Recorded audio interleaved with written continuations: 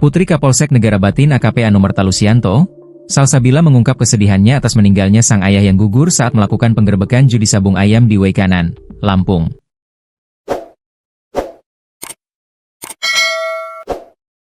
Padahal Salsabila sendiri sudah setahun tak bertemu dengan AKP Anumerta Lusianto, dan ketika bertemu ayahnya sudah tak bernyawa.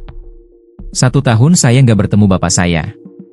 Saya pulang, bapak saya sudah tergeletak di ruang autopsi, kata Salsabila dilansir Kompas TV, Rabu, 26 Maret 2025. Kesedihan yang dirasakan Salsabila ini tak hanya dipicu oleh kepergian sang ayah, tapi juga karena adanya fitnah yang muncul di tengah publik.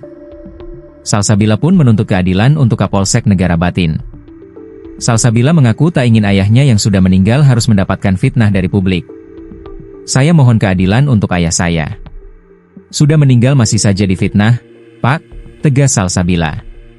Diketahui di tengah masyarakat beredar isu adanya keterlibatan AKP Anumerta Lusianto ini dalam judi sabung ayam tersebut. Bahkan beredar juga soal isu setoran yang menjadi penyebab adanya penembakan 3 anggota polisi Polsek Negara Batin. Salsabila menegaskan, ayahnya tak terlibat judi sabung ayam ini. Saat kejadian AKP Anumerta Lusianto hanya menjalankan perintah dari Polres untuk membubarkan sabung ayam.